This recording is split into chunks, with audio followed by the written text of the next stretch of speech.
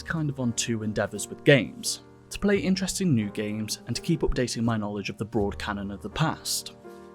I've mentioned this before, but I do not think the second one is essential, but it really does bring something to games as a whole if you have that interest. It is a process of layering perspective on the present. Anyway, enough retention, now let's talk about the game du jour, Far Cry 2. Far Cry 2 is one of these games that sits upon a pinnacle, but not for everyone, not even for the many even. But if you spend enough time listening to people speak critically about games, then it holds a certain level of prestige. It is seen as an important game for everything that it stands against. Some will say that it's too frustrating, but you could argue that it is the part of an evolutionary past that's never been capitalised on. Well, not until recently. It comes from an era when the main game design process was getting people to the action as quickly and easily as possible, and this game pointedly goes against this. It's a game of friction, and interesting friction at that. Often when it comes to writing these scripts, I have a look through the game's wiki. Sometimes the amount of time that goes between me playing the game and multiple drafts of a script mean that I need to brush up on my plot knowledge. I need to get it straight in my head. I realised around halfway through this game, I had no solid idea of what the plot was whatsoever. This game is like a repetitive fever dream, the objectives so uniform and similar that they merge into one, a constant slugging match between two boxers, trading blows endlessly. And there you sit in the middle, the true mercenary, not caring for the effect, just doggedly chasing down your objectives, and money without the big picture. Looking up the exact story felt like it might kill this effect somewhat. Let's back up half a tick. The beginning does set up some of what is going on at least. You've been contracted to go after a mysterious arms dealer, the Jackal. He's currently operating in an African nation dealing arms unscrupulously to both sides of the conflict. You take the part of a choice of different characters, which although mostly unimportant, are at least semi-interesting and diverse by today's standards. Mechanically you have to use both camps of this conflict to get missions to chase down your target, them gifting you diamonds and information for your services, and there is no choosing a side. The missions themselves come from a bunch of different types, but boil down to going to an area and doing combat to take down various targets. There's one where you're taking down a radio host, there's one where you're assassinating a target. They are fleshed out somewhat, as you can see by the actual theming, but the point is the endless amoral fighting disconnected from some of the realities of where you are fighting. This is not to say you don't do your good deeds. One of the first things that happens to the player character is them contracting malaria, a pernicious disease that will strike at any moment, placing limitations, not being able to see or fight clearly. There is medicine to treat this, and you get it by giving travel papers to the people fleeing this war. So it's not quite a good deed, more of a symbiotic relationship. It's interesting as your character becomes known to do this trade, people hold on to this medicine in the hopes of a better future.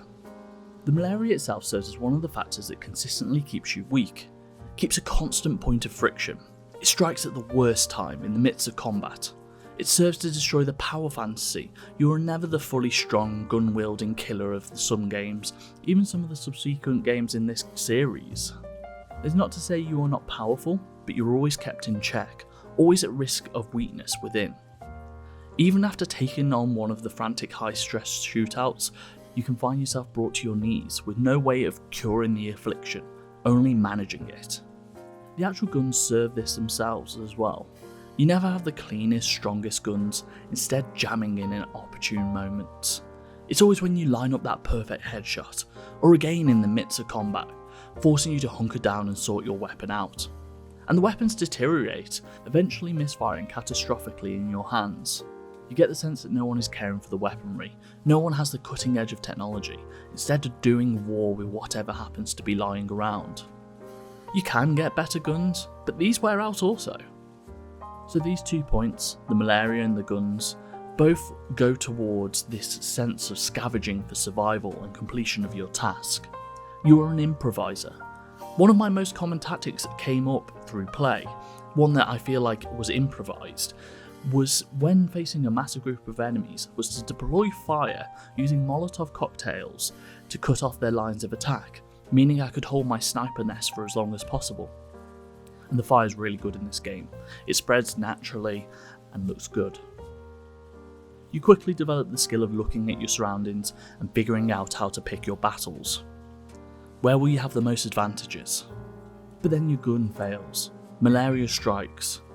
Far Cry 2 is a game of plans going wrong. Stealth rarely works for long, instead the moment collapses into itself, becoming a desperate fight for survival. And I definitely remember when I played this game back in the day, finding that frustrating. Far Cry 2 is a game of plans going wrong. I think that sums it up in a lot of ways. This is telling of the two sides of the response to this game. On one hand, it's frustrating, but it's this very frustration that makes the whole work. Whenever you look at the map, you notice that there are various camps on it. You think, oh, it's a Ubisoft game. You line up a list of camps to go to and take on. Your next mission has you go through one of these cleared camps, but it's been remanned.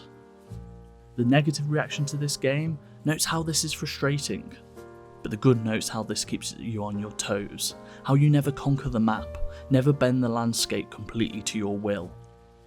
And I cannot get over this landscape. The sunrise, the sunset. Game feel is a bad descriptor, it doesn't really mean anything, but there is points to extra sensory moments in this game. The dry heat, rain coming, and changing the very feeling in its air itself, a wave of relief against the constant sun. This applies to the night also, cooling everything. I always know that a game has got me if I just stand there in awe at the world around me. I've definitely watched the sunset in this game. So the game brings elements of weakness to a typical map painting open world game. It rids itself of its colonialist fantasy, the power fantasy, whilst always remaining a game about violence and combat.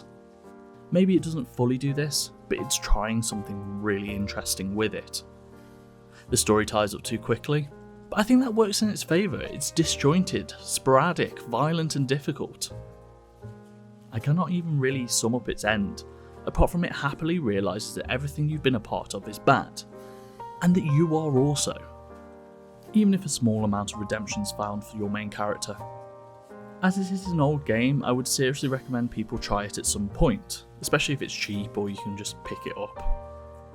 If you look at the way a game like Breath of the Wild ends up challenging the player, or how people find interesting friction in Tarkov, it all comes from a lineage that involves this game somewhere along the line. You can also name drop things like Stalker, that's a part of this completely.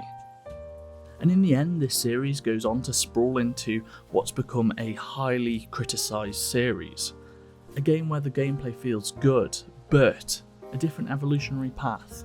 Something just completely different from this game, but it's so interesting to go back and actually see where it came from. Just be prepared for those plans to go wrong, be prepared for the frustration. I mean, that's the point after all.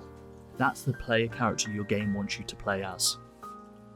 Thank you for watching, my name's been Billy, goodbye.